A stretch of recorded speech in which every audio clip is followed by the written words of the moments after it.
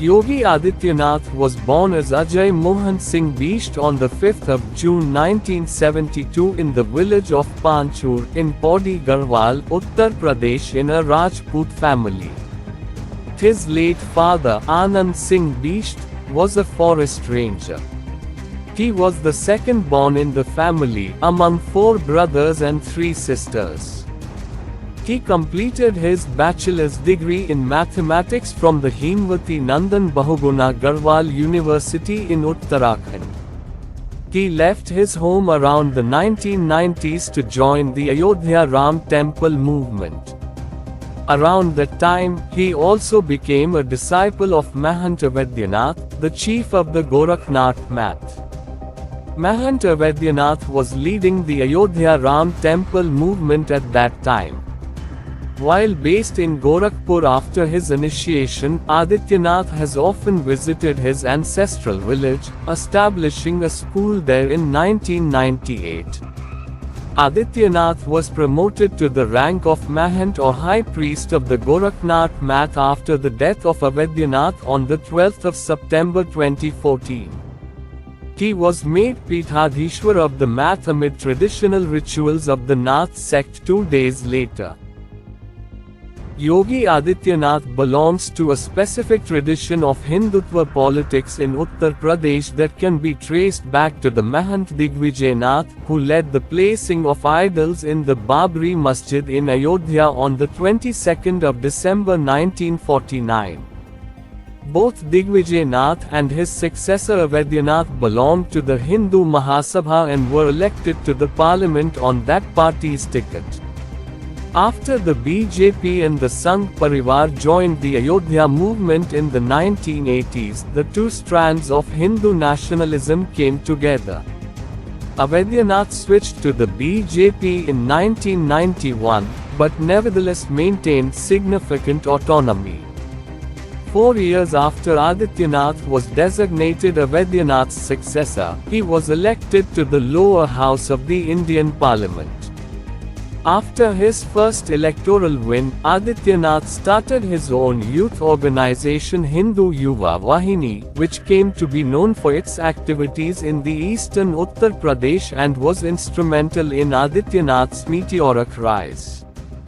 There have been recurrent tensions between Adityanath and the BJP leadership over the allocation of election tickets. However, the BJP has not let the tensions mount because Adityanath has served as a star campaigner for the party. In 2006, he took up links between Nepali Maoists and Indian leftist parties as a key campaign issue and encouraged Madhesi leaders to oppose Maoism in Nepal.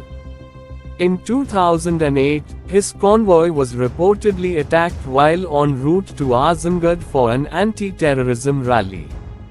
The attack left 1 person dead and at least 6 persons injured. In January 2007, Adityanath with other BJP leaders had gathered to mourn the death of a man who was killed because of religious violence. He and his supporters were subsequently arrested by the police and lodged in Gorkhapur jail on the charges of disturbing peace and violating prohibitory orders. His arrest led to further unrest during which several coaches of the Mumbai-bound Mumbai-Gorakhpur Golden Express were burnt, allegedly by protesting Hindu Yuva Vahini activists. The day after the arrest, the district magistrate and the local police chief were transferred and replaced. When elected to the 12th Lok Sabha at age of 26, Adityanath was its youngest member. He was elected to the parliament from Gorakhpur for 5 consecutive terms. Adityanath's attendance in Lok Sabha was 77% and he has asked 284 questions, participated in 56 debates and introduced 3 private member bills in the 16th Lok Sabha. Adityanath has had strained relations with the BJP for more than a decade. He often derided and undermined the BJP, criticizing its dilution of the Hindutva ideology.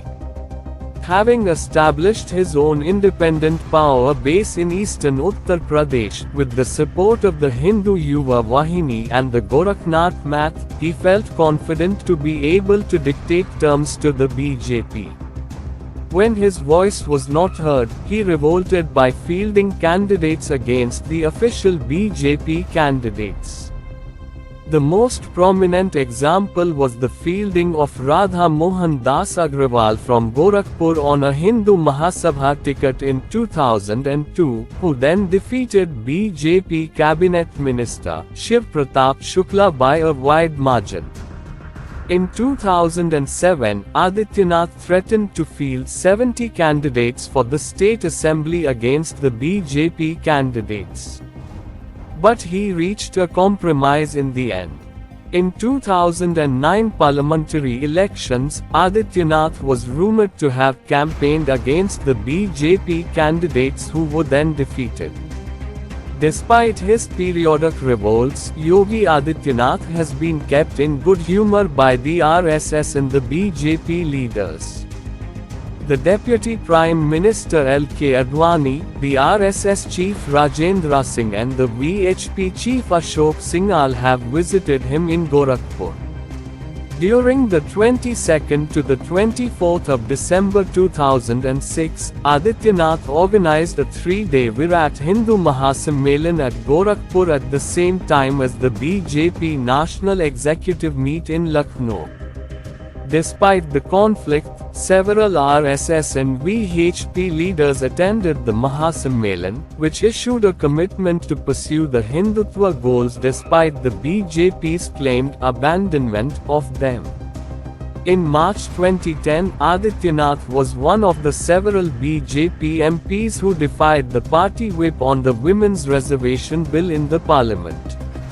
In 2018, he campaigned for BJP candidate Pratap Purji Maharaj for Rajasthan State Assembly election. Adityanath was a prominent campaigner for the BJP in the 2017 Assembly elections in the state of Uttar Pradesh. The state government appointed him Chief Minister on the 18th of March 2017. He was sworn in the next day, after the BJP won the assembly elections. After becoming a Chief Minister of Uttar Pradesh, Adityanath kept around 36 ministries under his direct control, including Home, Housing, Town and Country Planning Department, Revenue, Food and Civil Supplies, Food Security and Drug Administration, Economics and Statistics, Mines and Minerals, Flood Control, Stamp and Registry, Prison, General Administration, Secretariat Administration, Vigilance, Personnel and Appointment, Information, Institutional Finance, Planning, Estate Department, Urban Land, UP State Reorganization Committee, Administration Reforms, Program Implementation, National Integration, Infrastructure Coordination, Language, External Aided Project, Relief and Rehabilitation, Public Service Management, Rent Control, Consumer Protection and Weights and Measures. In his first cabinet meeting, held on the 4th of April 2017, the decision was taken to forgive loans to nearly 87 lakh small and marginal farmers of Uttar Pradesh amounting to 363.59 billion rupees.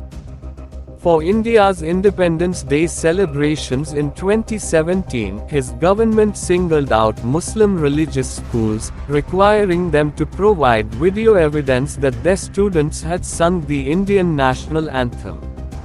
Recent NCRB data has revealed that crimes against women and children have significantly reduced under the Yogi Adityanath administration. 378 cases of communal violence were registered across the country, of which just one case was registered in Uttar Pradesh. According to the data, 18,943 cases were registered for crime against children in Uttar Pradesh in 2019 and it came down to 16,838 in 2021. The cases of crime against women decreased from 59,853 in 2019 to 56,083 in 2021. Crime against women have decreased by 6.2% in 2021 compared to 2019. There has been a decrease of 11.11% in crimes against children. The cybercrime too has decreased in the state. In 2019, 11,416 cases of cybercrime were registered, which went down to 8,829 in 2021, registering a fall of 22.6%. In 2017, his government ordered withdrawal of around 20,000 politically motivated cases, including those against himself and other politicians. Adityanath ordered the forming of quasi-vigilante anti-Romeo squads. He imposed a blanket ban on cow smuggling and a stay on UPPSC civil service exam results, exams and interviews until further order. He imposed a ban on the vices of tobacco, pan and gutka in government offices across the state, and compelled officials to pledge to devote 100 hours every year for the Swachh Bharat mission. More than 100 black sheep policemen were suspended by the Uttar Pradesh police.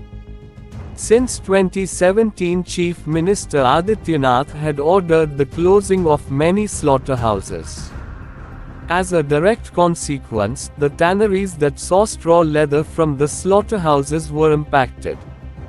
Several tanneries were also ordered to be shut down. The tannery industry was estimated to be worth 50,000 crore rupee in 2017. The industry directly or indirectly gave employment to more than 10 lakh people. Since 2018, through executive orders, CM Adityanath had closed around 200 tanneries out of a total of more than 400 that were active in Jajamau, Kanpur. In the first 10 months of his first term, he conducted 4 police encounters per day. National Human Rights Commission issued a notice to the state government, and a bench of 3 judges from the Supreme Court of India warned and issued notice to the Uttar Pradesh government in this case. Committee Against Assault on Journalists found that 138 cases of persecution of journalists were registered under Yogi Adityanath's term in Uttar Pradesh between 2017 and February 2022. After the Citizenship Amendment Act protests in Uttar Pradesh, he put up hoardings with names, photographs and addresses of protesters. Only after the order of the High Court, which called his government's action shameless and an unwarranted interference in privacy, the posters were removed. In July 2018, Adityanath, along with Prime Minister Narendra Modi and Moon Jae-in, President of South Korea, inaugurated the world's largest smartphone manufacturing factory in Noida, Uttar Pradesh. His government was credited for making 50 megawatts of power and a 22 kilometers long electricity line in a record 4 months for the Samsung mobile plant. In November 2019, Uttar Pradesh government along with Ministry of Defence laid the foundation stone of Defence Industrial Corridor project in Jhansi. Yogi Adityanath held consultations with private firms in order to increase private investment in the Defence Corridor project. The New York Times relayed analysts' estimations of Adityanath as a candidate for Prime Minister of India in 2024, provided he delivers on some fronts. In August 2020, India Today's Mood of the Nation survey showed Adityanath as the best performing chief minister in India. In September 2020, Adityanath asked his government to devise a strategy to prevent religious conversions in the name of law, and even considered passing an ordinance for the same if needed. On the 31st of October, Adityanath announced that a prohibition of unlawful religious conversion ordinance 2020 to curb love jihad would be passed by his government. The Uttar Pradesh State Cabinet cleared Adityanath's ordinance on the 24th of November 2020, following which it was approved and signed by State Governor Anandiben Patel on the 28th of November 2020. In July 2021, Adityanath introduced the UP Population Control Draft Bill 2021-2030. On the event of World Population Day, the Chief Minister unveiled the policy on reducing the population growth for the forthcoming years. There were also several benefits announced based on the late single-child and two-child policies. He said the state population policy focused on efforts to increase the accessibility of contraceptive measures issued under the family planning program and provide a proper system for safe abortion.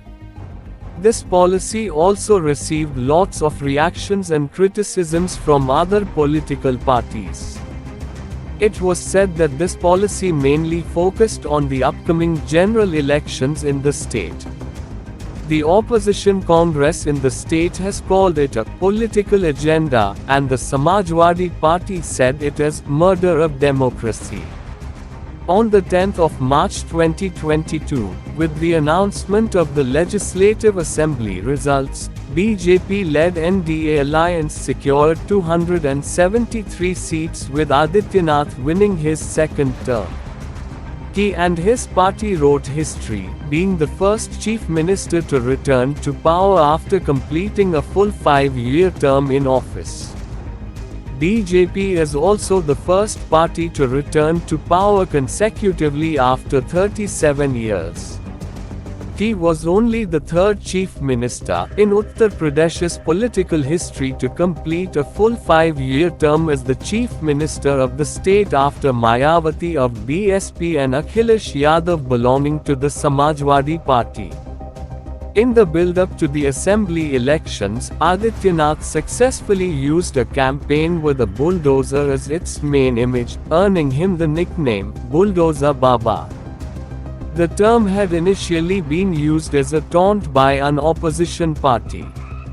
His speeches during the polls included hate speeches against Muslims, promoting religious polarization and Hindu supremacy. Further, his speeches included the idea that rights of Hindus are at odds with that of Muslims, where he repeatedly conflated Muslims with terrorists and criminals, and the opposition parties as appeasers of Muslims.